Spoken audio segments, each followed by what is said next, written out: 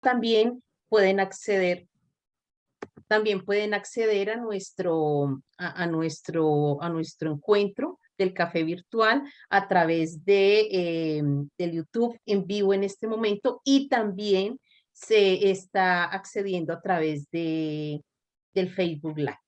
Muy bien, vamos entonces a dar inicio al espacio. Como siempre, le damos la bienvenida a quienes se conectan por primera vez a este programa que tenemos cada 2 meses. Mi nombre entonces es Diana María Castro Arroyave. Tengo formación en ciencias sociales y por muchos años estoy dedicada a la investigación en salud. Como en cada café virtual desde el año 2018, les doy la bienvenida y les invito a disfrutar de su café y de un momento de aprendizaje de la mano de innovadores, investigadores y emprendedores sociales. Muchas gracias por estar aquí con nosotros y les agradecemos asegurarse de que sus micrófonos estén silenciados para que podamos tener un buen audio en esta sesión. Bueno, demos las gracias como siempre también al Centro Internacional de Entrenamiento e Investigaciones Médicas, CIDEIN, y a la OPS, que son quienes lideran el Hub de Innovación Social en Salud para Latinoamérica y el Caribe, y quienes además, sin duda alguna, hay que agradecerle a quienes hacen posible este espacio del café virtual, que son todos aquellos aliados institucionales, entre ellos la Facultad Nacional de Salud Pública de la Universidad de Antioquia y la Universidad Nacional Autónoma de Honduras, y la Universidad también de ICESI, por supuesto, TechSalud, la Fundación de Wall, entre otros. Así que rico tenerlos aquí con nosotros como aliados, como colaboradores, y bueno, esta familia va creciendo cada vez más. Si no nombro algunos es por un asunto de tiempo, pero gracias infinitas a todos porque llevamos ya buen rato haciendo posible este espacio. Muy bien, vigilancia y respuesta comunitaria desde un modelo de atención médica intercultural en tiempos de pandemia. Una iniciativa con robustez científica, tecnológica y social en Guatemala. Es un nombre largo, pero es un nombre que nos dice y nos describe de manera importante la iniciativa que tendremos como invitada en este espacio el día de hoy. Este será el tema entonces de nuestro café virtual y está asociado sin duda alguna a la iniciativa o a una de las iniciativas que recibió reconocimiento en la convocatoria liderada por la Organización Panamericana de la Salud y por el Hub de Innovación Social en Salud para Latinoamérica y el Caribe, o Sigila Hub, en 2021. Este proyecto, el nombre inicial del proyecto es Barreras Socioculturales y Facilitadores de Mitigación de Riesgo de COVID-19 al probar un sistema de vigilancia y respuesta comunitaria dentro de un modelo de atención médica inclusiva. Es interesante darnos cuenta que seguramente por mucho tiempo vamos a tener todavía digamos que sobre las narrativas y sobre las mesas de trabajo, todo lo que será, lo que ha sido la pandemia, enfrentar la pandemia, encontrar alternativas de solución, salidas, de mitigación de todo lo que significó vivirla y lo que significará también la pospandemia, ¿no?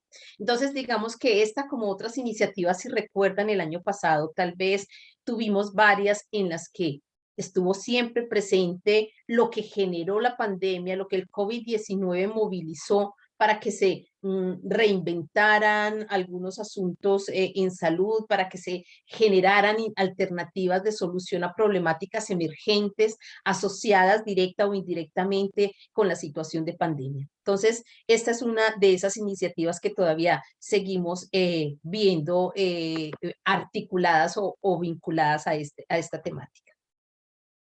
Muy bien, les decía entonces que este proyecto es liderado por un equipo interdisciplinario que está adscrito a la Unidad de Antropología Médica del Centro de Estudios en Salud de la Universidad del Valle de Guatemala, a quienes damos la bienvenida y que están conectados con nosotros.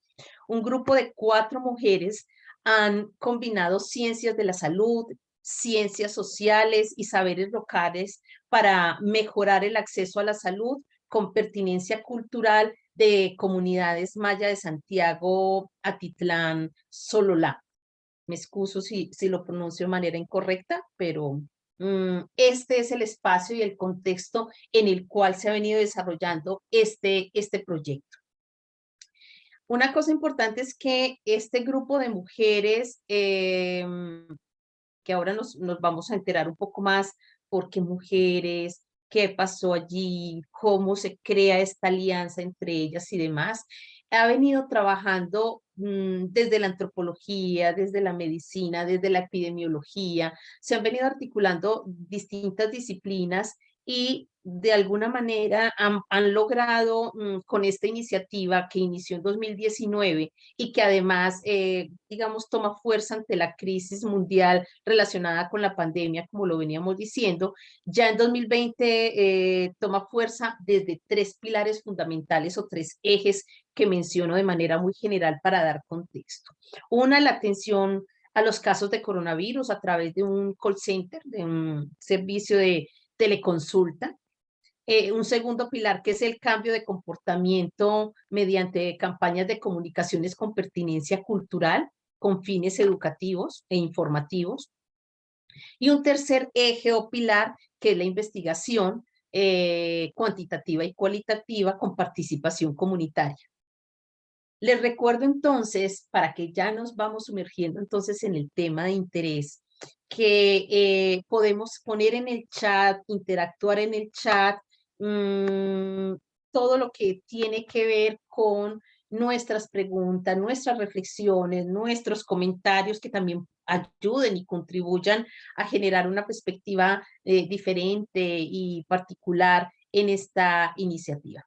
Bueno, por favor también invito a Caitlin para que tengamos en el chat también el link en el cual podemos acceder a mayor información sobre esta iniciativa en Guatemala.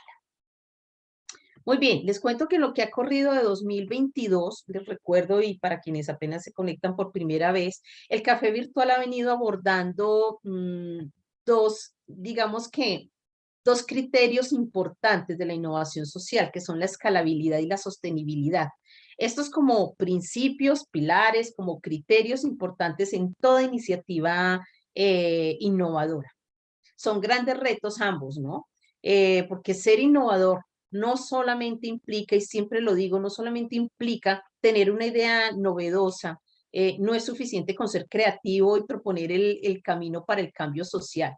Toda innovación demanda sin duda retos que permitan o que lleven a que la iniciativa se mantenga en el tiempo, trascendiendo todo imaginario de recetas exactas que no le den lugar a la reinvención, ¿cierto? Que además no propicien ese proceso de apropiación en diferentes contextos sociales. Así que el llamado permanentemente es, ¿qué estamos haciendo? Y la pregunta permanente es, ¿qué estamos haciendo desde las diferentes iniciativas de innovación social en salud?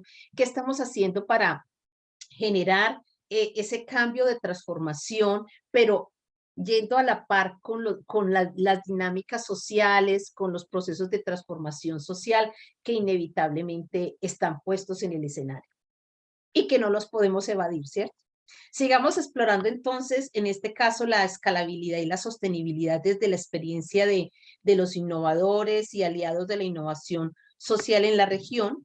Y como siempre, ustedes tienen la oportunidad, como les decía, de compartir sus puntos de vista, comentarios, reflexiones, inquietudes sobre este tema y otros relacionados a través del chat. El chat hoy estará dinamizado por la colega María Isabel Echavarría. Ella es bacterióloga con maestría en salud global y quien es la actual coordinadora del Hub de Innovación Social en Salud para Latinoamérica y el Caribe. Bienvenida, María Isabel, qué rico tenerte con nosotros en este rol. Así que todo tuyo el chat y vamos a ver qué logramos entonces sacar de allí. Recuerden que la idea es que el chat se vuelva algo así como un foro vivo, ¿no? Un foro que en el momento vaya a la par con la discusión y la presentación que tendremos en este espacio. Bienvenidos entonces a quienes nos acompañan desde diferentes países. Tenemos una muy bonita representación de países latinoamericanos y también tenemos a alguien que nos acompaña desde España. Así que bienvenidos y bienvenidas todos aquí en este lugar nuevamente. Para conocer más acerca de las sesiones anteriores a este café, que recuerden que está desde 2018, los invitamos a ingresar a nuestro canal de YouTube, cuyo link encontrarán también en el chat. Damos entonces la bienvenida a nuestra invitada, la doctora Mónica Berger. Mónica es antropóloga egresada de la Universidad del Valle de Guatemala con un doctorado en ciencias de la Universidad ETH en Zurich, en Suiza. Es directora actualmente de la Unidad de Antropología Médica del Centro de Estudios en Salud de la Universidad del Valle de Guatemala y también es investigadora asociada del Instituto Suizo Tropical de Salud Pública.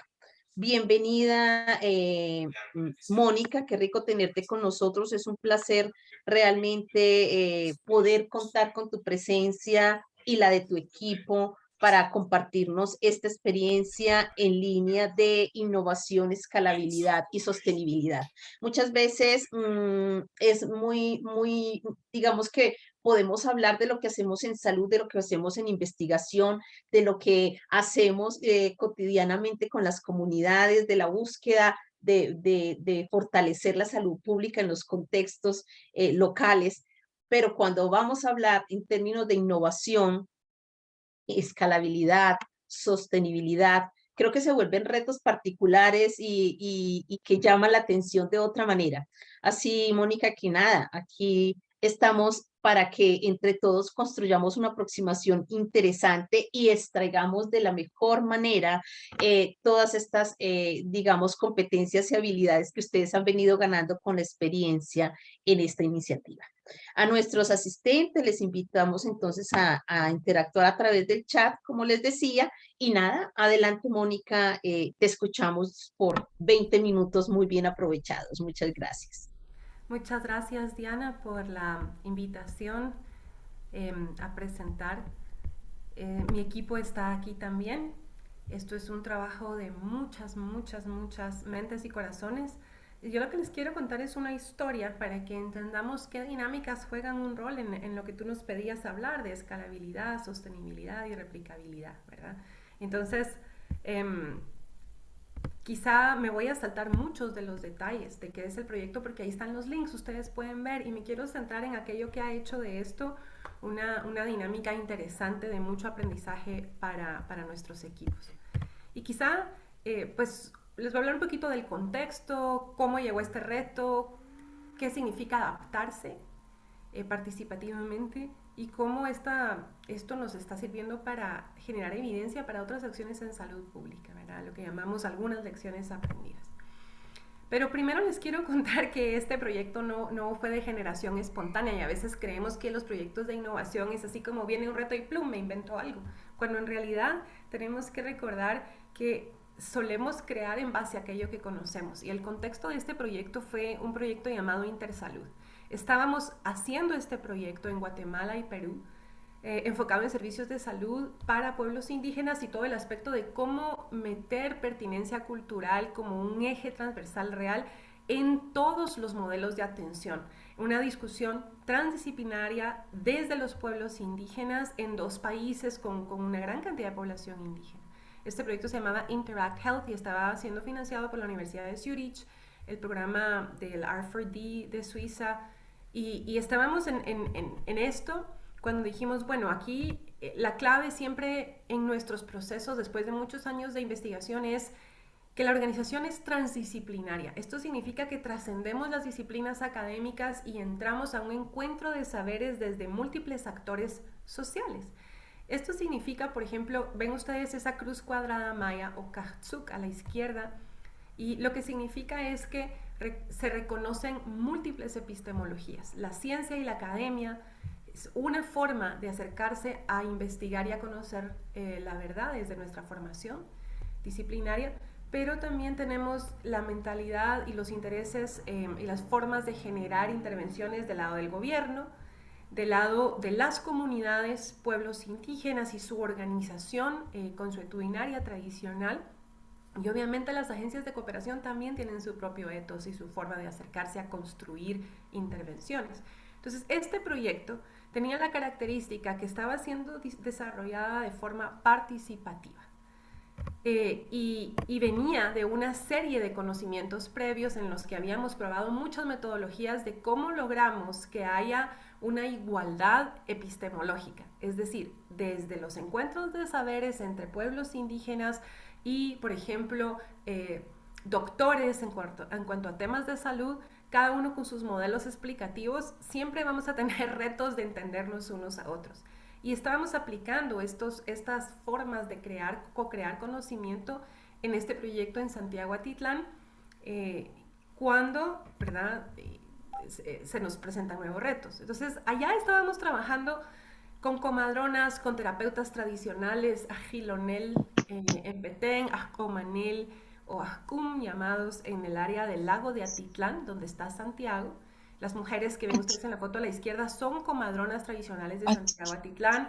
El señor de la derecha es un Ajilonel Repchi, que es un herbalista tradicional. Entonces llevábamos ya un año y pico trabajando cuadernos de epidemiología cultural para entender cómo eran las atenciones dadas por los terapeutas, aspectos de etnomedicina y etnobotánica maya, intentando reconstruir casos a profundidad de pacientes tratados en los dos sistemas médicos, el occidental moderno del Estado y el tradicional maya, y propiciando intercambios de saberes, cuando de repente, ¡pum!, ¿verdad?, a todos nos cae encima este fenómeno global.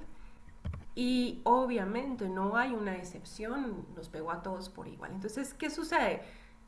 No podemos reunirnos ya, las investigaciones se paran, no podemos ni siquiera hablar de continuar con los métodos que teníamos, no podíamos reconstruir los casos de pacientes a profundidad porque los hospitales colapsaron, ya no habían médicos disponibles para los diálogos de saberes.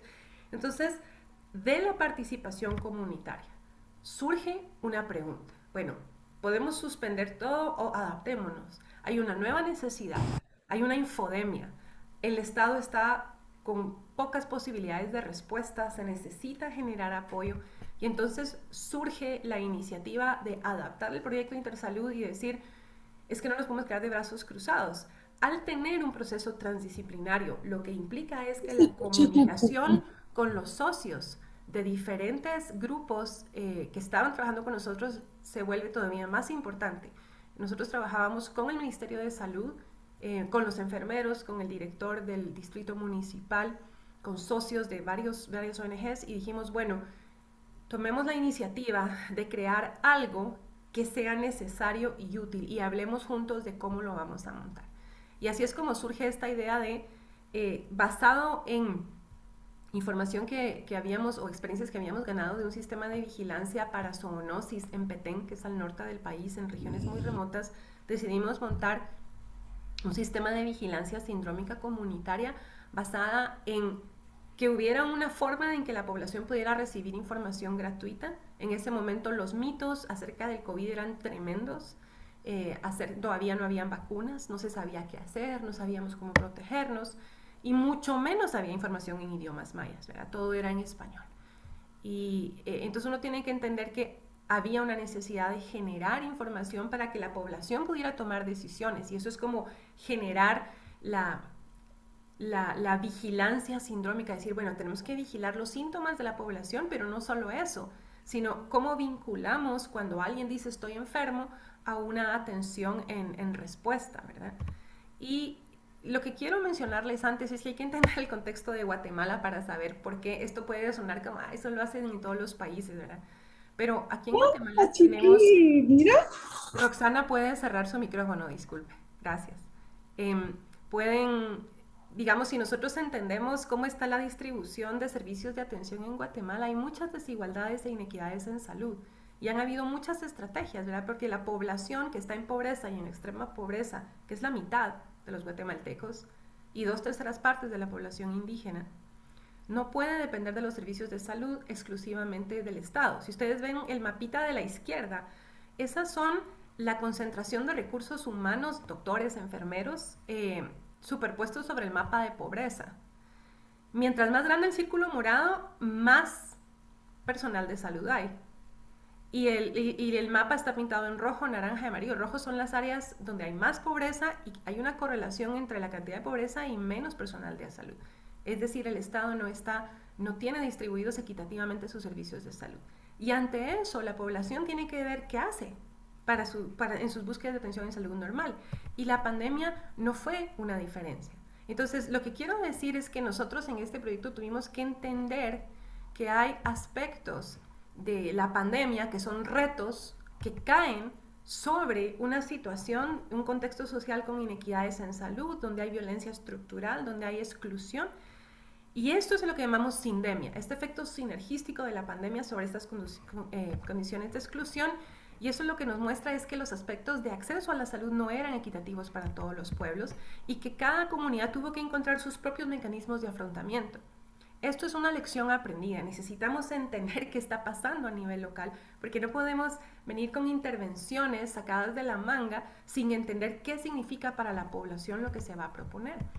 Entonces, yo solo quería como rápidamente mostrarles el proceso de pensamiento adaptativo, donde sabemos que en Santiago Atitlán y en todo el país hay una oferta de muchos sectores. En Guatemala hay un pluralismo médico donde coexiste todo este sistema médico moderno con la medicina maya.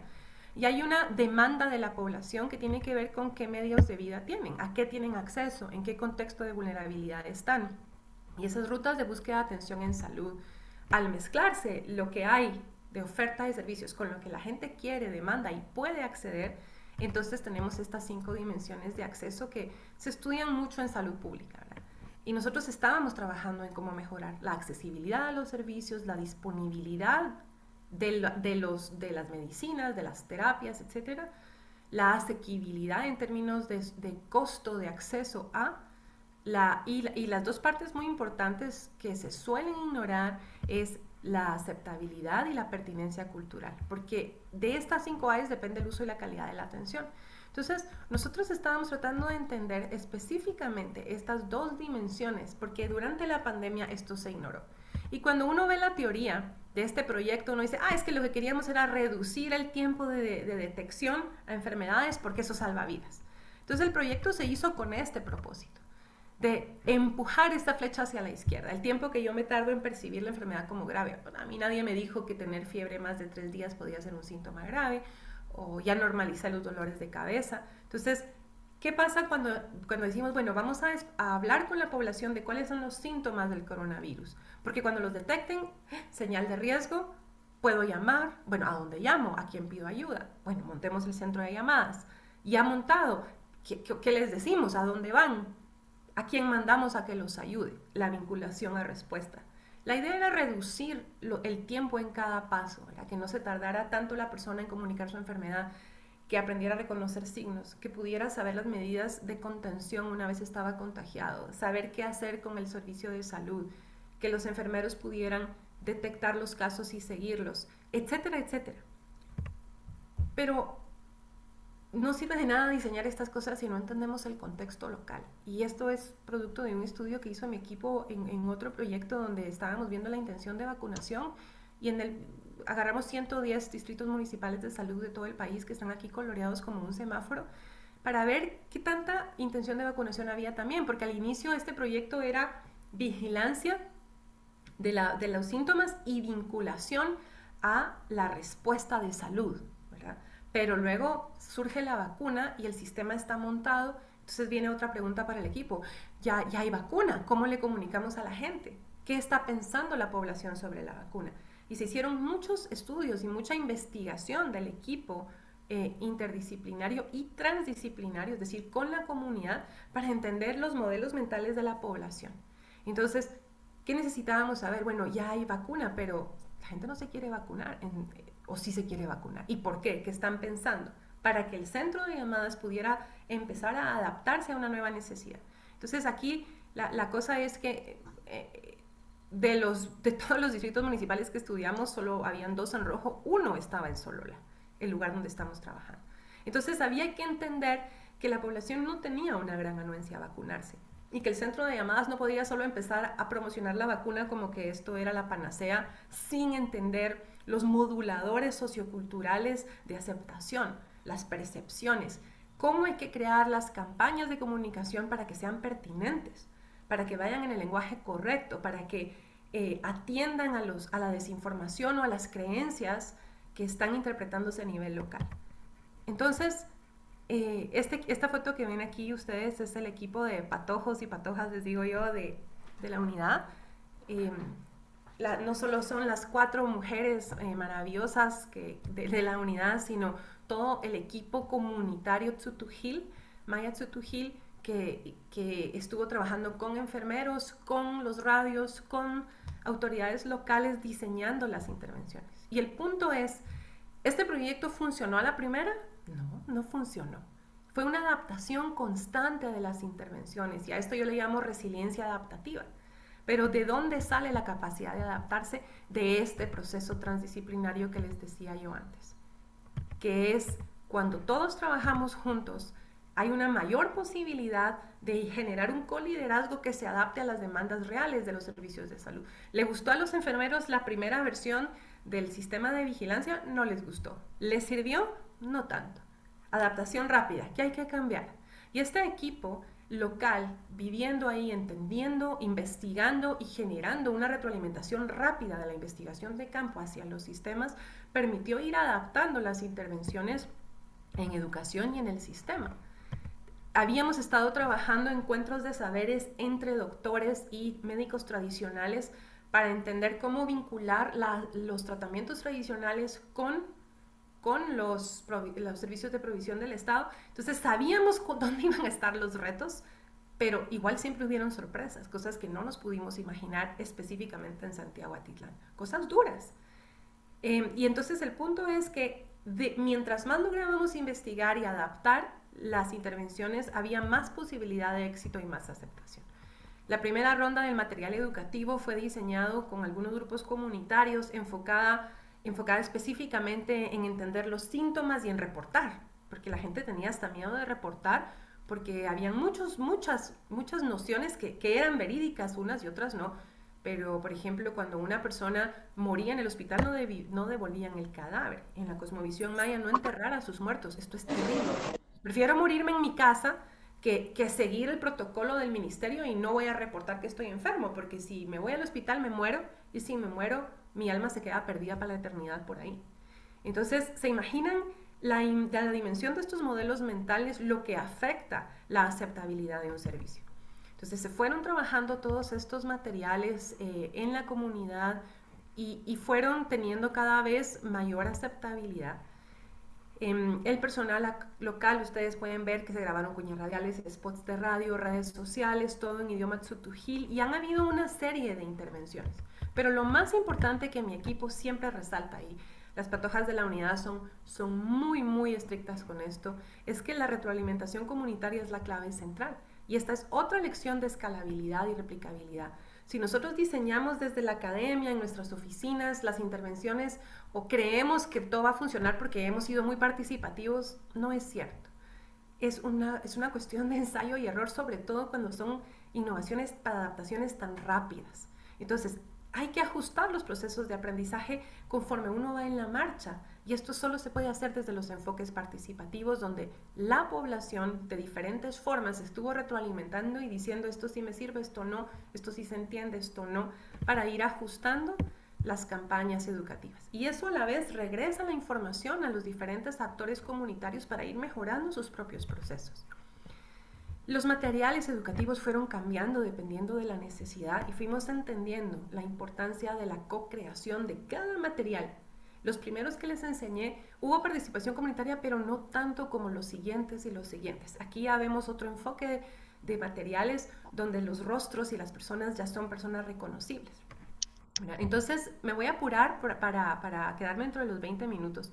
Pero lo que quiero decirles es que las estrategias no han parado. Desde que este premio se otorgó, que permitió visibilizar el esfuerzo de esta población, se han seguido haciendo nuevas innovaciones. Esa es la foto de un kiosco de información sobre la vacuna y efectos secundarios, porque a veces la gente no quiere llamar porque ha grabado su voz o no puede. y a veces pasa por el mercadito y puede preguntar, mire, ¿cuál es la diferencia entre Sputnik y Moderna? Porque no entiendo, no sé, no me la quiero poner, he oído que esto y lo otro. Entonces, las estrategias siguen, la adaptación sigue, ¿verdad? Y nosotros hemos llegado a entender que hay muchas recomendaciones que surgen de este proyecto para decir, ok, si queremos escalarlo, replicarlo, hay muchas cosas que decir. Y yo no les puedo decir aquí el listado eterno, porque sería muy largo discutirlo. Pero una cosa que es importante de Santiago, que ya tuvo un impacto a nivel nacional, es que se ha discutido con OPS y el Ministerio, basado en este modelo, la importancia de la pertinencia lingüística. Y esto se logra a nivel dialectal. O sea, tenemos 21 idiomas mayas en Guatemala, pero además 180 variantes dialectales. Dentro del idioma tzutujil, solo en Atitlán hay 6 variantes dialectales. ¿Qué significa eso? Que cuando nosotros lanzamos campañas de comunicación, generalmente creemos que no tenemos los recursos para hacerlo con pertinencia cultural y lingüística, pero la verdad es que sí hay, si se hace participativo. Siempre hay líderes, jóvenes, gente súper creativa que puede aportar y que estos mensajes se deben grabar con los actores locales, escuchando la voz de Nana Teresa, de Don Juan, del alcalde, de la autoridad ancestral, porque la identidad comunitaria juega un rol importante en esta escalabilidad. Apropiarme de este programa porque todo lo creado es mío, yo lo hice. Y ahora puedo ver el traje tradicional de Santiago Atitlán en todos los dibujos de la intervención de la campaña. Entonces, validar estas estrategias a nivel más pequeño y no solo al nivel central, que es lo que se estaba haciendo aquí.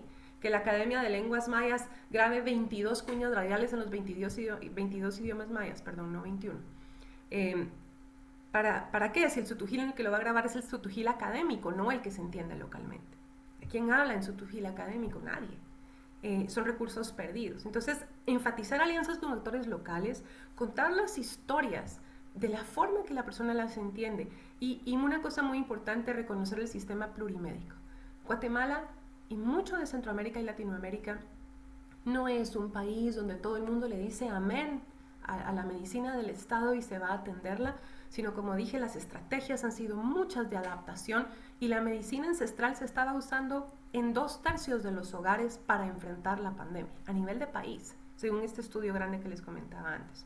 Entonces, si yo digo en mi call center o en mi intervención, ponte la vacuna porque esa es la estrategia para curarte, o empiezo a alienar indirectamente, como quien dice la medicina ancestral no sirve, esas tus hierbas son cuentos, voy a chocar un sistema ancestral milenario en el que ya confía la población con una intervención muy rápida que tiene muchas dudas del Estado, ¿no? Entonces, esa integración en respeto mutuo es otra de las grandes lecciones para poder hacer esto sostenible y aceptable.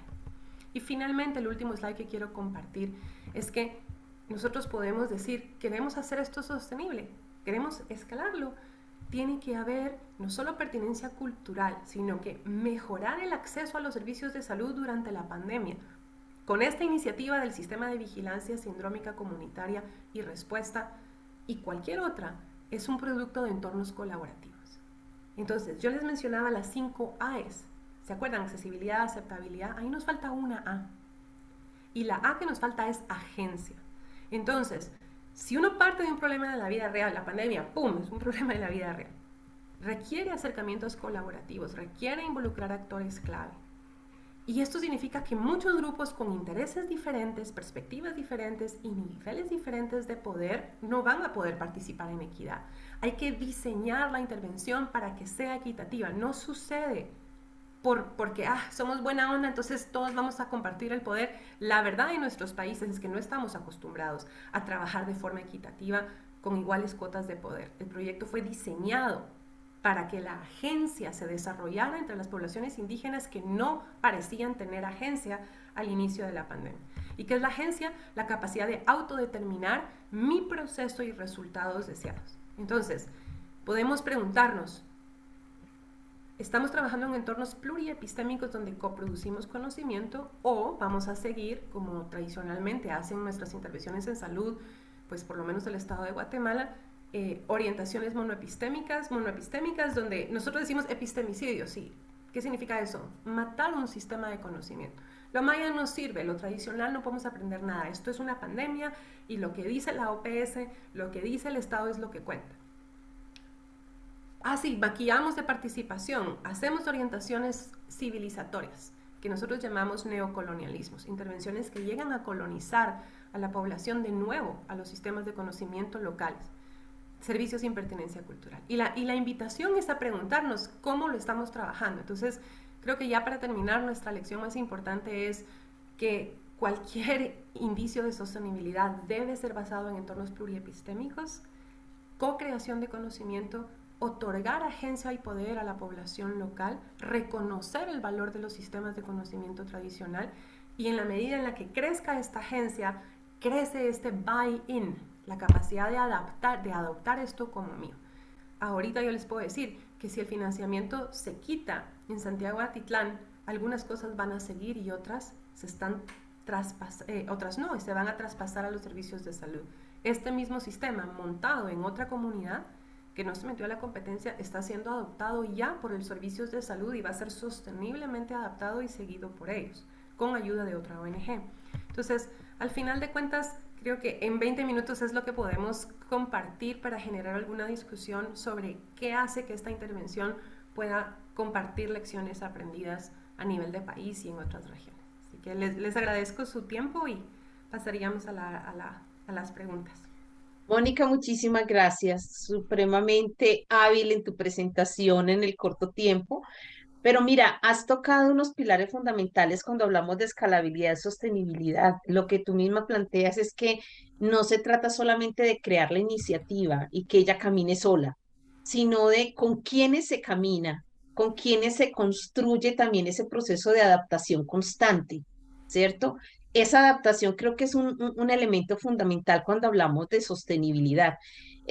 Me acordé de algo que leía en un texto de Paola Gómez. Ella dice, la escalabilidad hace referencia a la evolución, al avance de un proceso, mientras que la sostenibilidad se entiende como el apoyo de varios para mantener ese proceso, ¿cierto?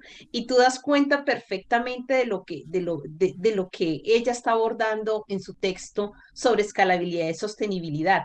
Yo creo que vamos tocando elementos fundamentales para darle la palabra a María Isabel y ver lo que ha pasado en el chat y empezar a identificar algunas preguntas. Pero hay cuatro cosas que yo creo que no podemos dejar pasar.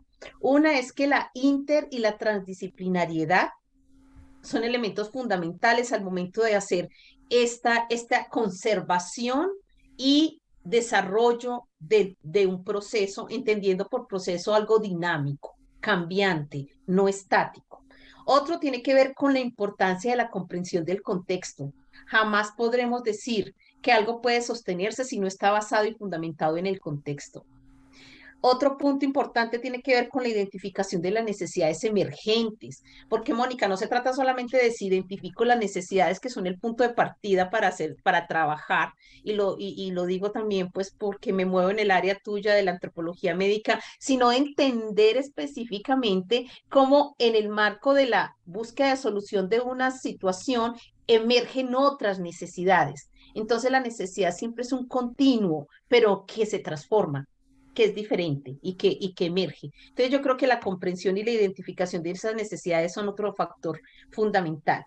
Y sin duda alguna el trabajo colaborativo, que tú llamas coliderazgo o liderazgo compartido, lo llamo yo, y que necesariamente implica ese diálogo de saberes y de conocimientos que se articule sin duda alguna al contexto. Creo que vamos a mirar lo que está pasando en el chat, pero creo que han sido elementos fundamentales para pensar cómo la sostenibilidad, además excelente, Mónica, porque ni siquiera te fuiste a hablar de recursos económicos, sino de todo lo que significa, más allá que tengamos siempre la premura por el dinero, por el recurso económico para poder seguir trabajando, pero le has dado valor a muchas otras cosas que además, sin ellas es más difícil conseguir el dinero. Adelante, María Isabel, cuéntanos cómo te ha ido en el chat y adelante para que aprovechemos unos 2 minuticos a Mónica que debe retirarse. Ok, ¿me escuchan allí bien? Perfectamente. Ok, gracias Mónica, qué Qué lindo escucharte, la verdad es que era difícil tratar de motivar la discusión en el chat sin perder cada una de las cosas que tú querías compartirnos. Yo traté de destacar algunos de los elementos pues que me resonaron muchísimo y que Diana también ha sintetizado de alguna forma. En el chat pueden encontrarlos y los invito a que de pronto quienes aún no han hecho esa reflexión o plantear preguntas al respecto lo hagan. Tenemos por ahora algunas preguntas. Carlos Rojas nos pregunta, ¿qué pasa con el papel del Estado, del gobierno? ¿Cuál fue como qué responsabilidad tienen, digamos, o tuvieron todos ellos en este proceso? Si nos puedes compartir un poco al respecto. Y de pronto de una vez, ¿cómo se realizó el proceso de vinculación entre actores? Es otra pregunta que tenemos en el chat. Por ahora esas dos. Ok, gracias. Con el Estado, el sistema no funciona sin el Estado, porque no creamos una herramienta paralela a los servicios. Lo que hicimos fue, como teníamos una buena comunicación con el personal de salud, que cuando ya hablemos del Estado, hablemos del Ministerio de Salud, en este caso en particular. El Ministerio de Educación también, pero fue más importante después. Entonces, hablar de el jefe de distrito municipal tiene autonomía en su territorio, él era parte del proceso transdisciplinario anterior, entonces la adaptación pudo ser rápida y la negociación de, bueno, doctor Chumil, usted, ¿qué es necesario ahorita? ¿Será que esto va a servir? ¿Cómo lo podríamos vincular? Y eso implicó negociaciones con él, con sus enfermeros, muchas reuniones y capacitar al personal porque la herramienta no la conocían. O sea, de repente hablar de crear una app en un teléfono, luego hablar de mensajes de texto vinculados al centro de llamadas, luego de llamadas directas al personal de salud para explicarle, mire, hay un caso en el barrio tal, con tales síntomas, puede ir a chequearlo. O sea, el Estado estuvo presente en la vinculación. O sea, el centro de llamadas estuvo vinculado a la respuesta de los enfermeros y ese fue el rol del Estado, seguir prestando sus servicios. Lo que hizo la innovación fue mejorar la vinculación a los servicios y hacerlo con pertinencia cultural, creando un canal que no existía antes, ¿verdad? Que fue este centro de llamadas. Y bueno, la otra pregunta de cómo se hizo la vinculación con los actores. Por eso les mostré como el paso anterior. Yo no creo que hubiera sido posible montar un sistema tan rápido de cero en una comunidad donde no había una experiencia previa de participación. Digamos que los sistemas de vigilancia que hemos montado sí han sido trabajando con socios que ya tenían un rapport comunitario. Nosotros ya teníamos una plataforma participativa en esta región, ya habíamos trabajado un año antes vinculándonos, conociéndonos. Pero hubo una primera vez también y fue diseñar un taller transdisciplinario de 3 días donde invitamos a actores que no se conocían y diseñamos una estrategia para conocernos. Entonces hubieron 6 herramientas que usamos en esos 3 días para entendernos, saber nuestros intereses y negociarlos sobre la mesa. No todo cabe en una intervención. Entonces negociar que sí, que no, para no generar expectativas falsas fue clave. Y al no generar expectativas falsas y ser claro con los límites, se genera mayor confianza. Yo creo que la lección principal es cómo vinculamos a los socios haciendo lo que había que hacer para generar confianza. Y esos son diálogos y escucharnos mutuamente, ¿verdad? Gracias, Mónica. De pronto esta pregunta que nos hace Roxana, Marisabel, dime. Marisabel, yo creo que en este momento le damos ingreso a Daniela da Costa para que ella también pueda aportar en algunas de las preguntas. Mónica, tú tienes otro compromiso. Agradecemos realmente tu compromiso de estar aquí con nosotros y pues nada, esperamos tener otra oportunidad más adelante.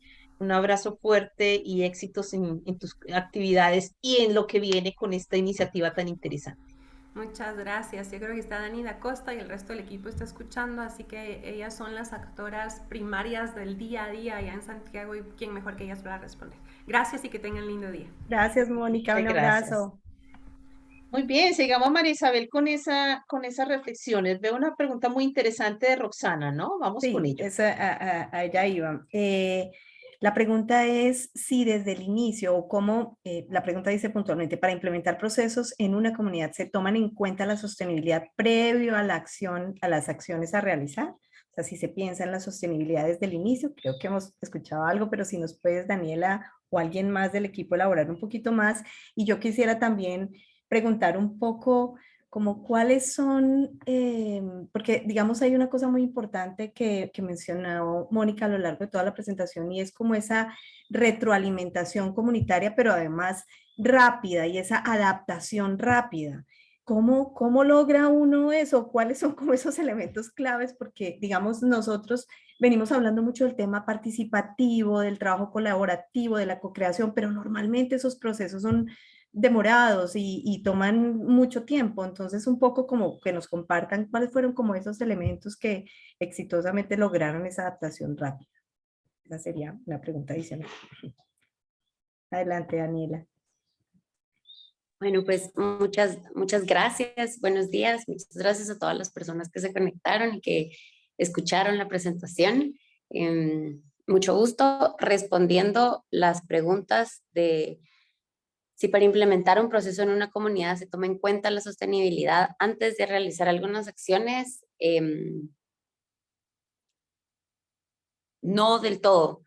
Nosotras, algo que por el trabajo tan cercano que hemos tenido con el personal de salud, uno de nuestros ejes de trabajo también ha sido, o sea, en línea de la agencia, pues una agencia más a nivel de distrito municipal de salud.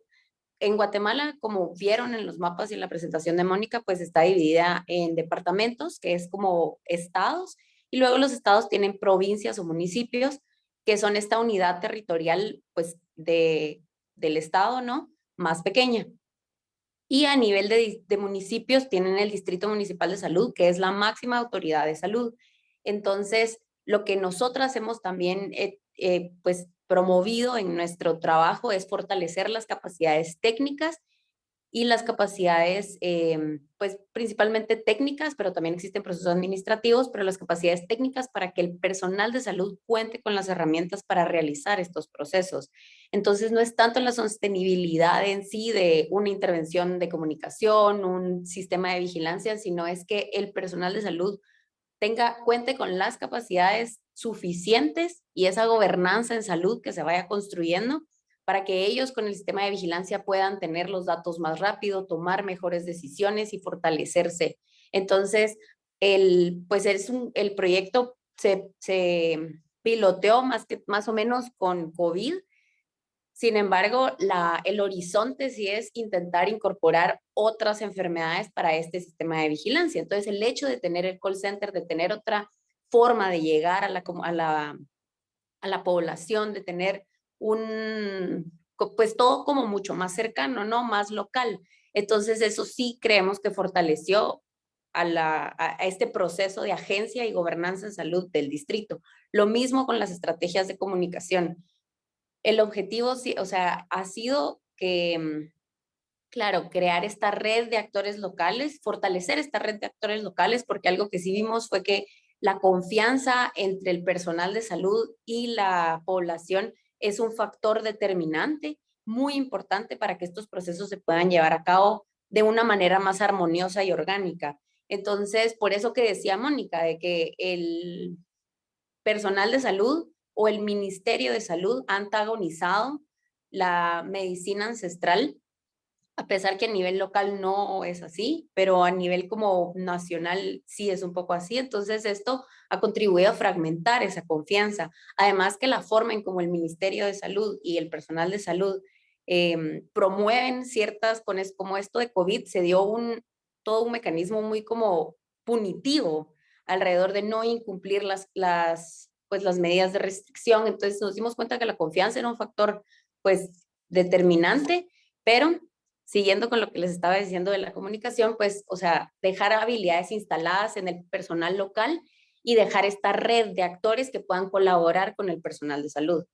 A esos procesos de sostenibilidad es a los que nosotras nos hemos abocado. Entonces, sí, no sé. Y había otra pregunta que había hecho Un poco, María. Así, has María Isabel. mencionado algo sobre eso, pero era un poco más sobre la velocidad, que a veces estos procesos toman tiempo, pero bueno, has mencionado algo, Mónica, también todo ese camino que ustedes venían recorriendo con la comunidad desde antes, pues también facilita que los procesos se den más rápido, sino que sorprende a veces esa retroalimentación y esa adaptación rápida, pues no es tan fácil de lograr. Entonces era un poco más hacia allá, hacia la velocidad. Daniela, yo creo que también podemos recurrir al chat para que tus compañeras también puedan ampliar alguna información y seguir allí, digamos, dando puntadas importantes. Creo que para ir cerrando hay una cosa importante, Daniela, en esto de, con esta pregunta que hace precisamente Roxana, que es la sostenibilidad, cuando empieza de alguna manera, ¿cierto? ¿Cuánto tenemos que empezar a pensar en ello? Sin duda alguna, la sostenibilidad tiene que ser un, digamos que un reto que está desde el inicio de toda iniciativa, porque no podemos simplemente decir, vamos a generar una acción si no sabemos hacia dónde va, si no sabemos lo que está buscando y si, como lo dice Paola Gómez cuando les leí hace un rato, no tenemos claro de qué manera va a mantenerse un proceso. Entonces tampoco podemos iniciar procesos que no sabemos de qué manera pueden dársele continuidad o pueden tener, digamos, un devenir que sea coherente con la necesidad o las necesidades de los contextos locales en este caso, ¿cierto? Entonces, creo que sí hay un llamado a que cuando estamos generando ideas de iniciativas, estamos buscando soluciones y alternativas a diferentes problemáticas de salud en contextos locales, pues que tratemos de buscar, digamos, cierta estabilidad y cierta coherencia en lo que hacemos, buscando que sea algo que se conserve en el tiempo, sin que esto signifique que tenga que ser infinitos ni mucho menos, ¿cierto? Pero sí que haya cierta permanencia y continuidad. Creo que eso queda claro cuando Daniela también lo plantea de lo que significa ese proceso y Mónica también lo dejó claro. Es un proceso que no empieza hoy y termina mañana, sino que tiene un devenir y desde la experiencia nuestra con Carlos Rojas también en nuestros proyectos con comunidades indígenas, también nos encontramos todo el tiempo con ese llamado a ver, ¿cuándo empieza el proceso? Y nosotros a veces nos pasamos 1 y 2 años llegando a las comunidades, tanteando el terreno, generando el diálogo para poder decir, bueno, ¿y esto hasta dónde puede llegar y qué podemos generar en un proyecto X que trabajemos de manera colaborativa con los diferentes y diversos actores sociales, políticos, gubernamentales y no gubernamentales, entre otros, ¿cierto? Entonces, siempre estará ese llamado a que la sostenibilidad esté pensada de manera transversal, que no sean asuntos puntuales, que luego lo que sea, puedan generar sea expectativas nuevas a las que no estemos en capacidad de responder. Entonces, yo creo que ahí hay un punto importante en eso que se plantea. Daniela, muchísimas gracias a ti, al equipo. Creo que dejamos abierta la puerta siempre para seguir pensando estas temáticas. Esperamos en 2 meses seguir pensando en esto con otros invitados para que vayamos viendo esa diversidad también y partamos entonces de que todo proceso se piensa desde la sostenibilidad y la posibilidad de escalar, de avanzar en el proceso y no de generar acciones puntuales que muchas veces pueden, por el contrario, generar expectativas que no podemos responder en el tiempo. Bueno, muchísimas gracias. Antes entonces de despedirnos y dándole las gracias a nuestras invitadas de la Universidad del Valle de Guatemala, damos el paso a Caitlin, que como siempre, para cerrar cada café, nos comparte una información importante en torno a la innovación social en salud. Adelante, Caitlin. Y muchas gracias, María Isabel, a ti también por tu apoyo. Hola, muy buenos días para todos y todas. Muchísimas gracias primero por su asistencia y participación activa en el chat durante la sesión. Entonces, bueno, como es usual, a continuación les vamos a compartir unas cortas convocatorias ya para cerrar este tercer café virtual del año. Entonces, primero les queremos compartir esta convocatoria global abierta Go Youth, que está siendo liderada por Serge, que hace parte de la red global de SIGI, y está siendo apoyada por el Programa Especial de Investigación y Entrenamiento en Enfermedades Infecciosas, PDR. El objetivo de esta convocatoria es identificar líderes jóvenes entre 18 y 35 años de edad que tengan ideas innovadoras y creativas que impacten la salud pública de una manera positiva. Están recibiendo ideas relacionadas con el abordaje de enfermedades infecciosas, con la mitigación del impacto de epidemias o pandemias en la comunidad, procesos de empoderamiento y participación comunitaria o campañas innovadoras de salud, entre otros temas. Como parte de los premios de esta convocatoria está la financiación de la investigación inicial, oportunidades de tutoría, creación de redes con expertos internacionales y otras oportunidades para presentar sus ideas a nivel regional o mundial. Algo pues muy positivo de esta convocatoria es que recibe propuestas en español, inglés, árabe, chino, francés y ruso, y se pueden presentar las ideas hasta el 30 de junio de 2022. Ya saben pues que siempre en el transcurso del día les enviamos todos estos materiales, entonces la información de esta convocatoria va a estar incluida en esos materiales por si les interesa, por si conocen a alguien que podría estar interesado y puedan ampliar un poco más la información. Adicionalmente, también les contamos que desde el Hub de Innovación Social en Salud para Latinoamérica y el Caribe, desde aquí de SIGILAC, estamos apoyando un proceso que está desarrollando el Hub de Uganda en compañía con otras instituciones que pueden ver en pantalla, que tiene como objetivo comprender cómo se lleva a cabo la participación comunitaria dentro de las innovaciones sociales en salud basadas en la comunidad alrededor del mundo. Entonces, lo que nosotros necesitamos es lograr la respuesta a una encuesta para conocer un poco la perspectiva y las opiniones que tienen investigadores de la región en torno a Community Engagement. Entonces, la idea es que investigadores o personas que tengan experiencia no específicamente en innovación social en salud, sino que también puede ser experiencia en diferentes trabajos con participación comunitaria, puedan responder una encuesta que va a ser de carácter anónima y que se van a demorar entre 20 y 25 minuticos. Su perspectiva y sus opiniones van a ser seguramente muy valiosas para lograr el objetivo del proyecto. Esta información va a estar incluida, entonces la idea es que si ustedes tienen la experiencia, nos puedan apoyar diligenciando la encuesta o compartirla con personas que ustedes sepan que sí pueden responderla. Y la última noticia, ya para cerrar, es básicamente, seguramente, pues como varios lo habrán notado, renovamos nuestra imagen del café virtual. Ya llevábamos más o menos 2 años y medio con el anterior logo, que es este primerito que pueden ver a la izquierda, y esta vez decidimos pues renovar la imagen también como para mostrar un poco ese proceso de transformación y crecimiento que hemos ido teniendo en la medida del tiempo. Aquí queremos mostrar un poco qué hay detrás de toda una renovación del logo, cuál es ese proceso creativo, qué es lo que queremos transmitir. Entonces, por supuesto, nos basamos en los logos de SIGI, de CIDEIM y el logo anterior del café virtual, pero además también queríamos transmitir varios conceptos en este nuevo logo, como esa idea de red, de conexión entre diferentes países, sectores, como las personas también de diferentes disciplinas nos unimos en un mismo espacio para compartir diferentes aprendizajes y conocimientos, aprendizaje colectivo, crecimiento, innovación, diálogo de saberes. Entonces, bueno, esperamos que este nuevo logo haya sido de su agrado. Todo también es pensando en el crecimiento de esta comunidad que cree en la transformación social en salud a través de la innovación social.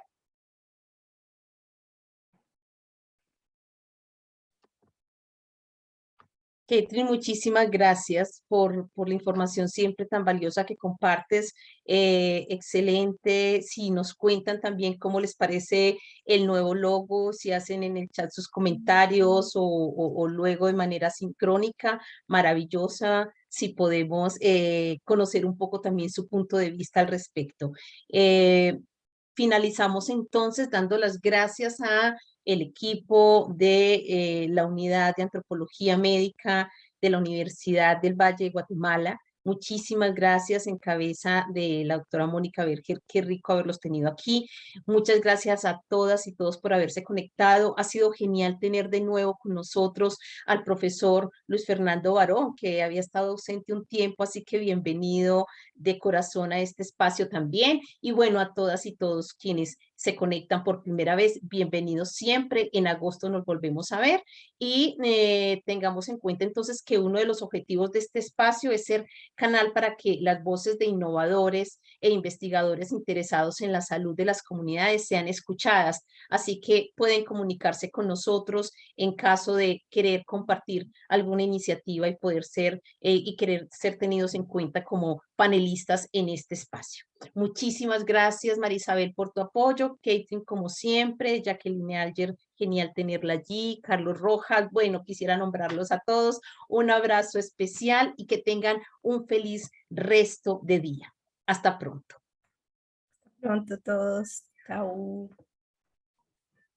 Feliz día, hasta Hasta pronto. pronto. Feliz Hasta día. pronto, muchas gracias. Muchas gracias. Feliz día. Muchas Feliz gracias. tarde.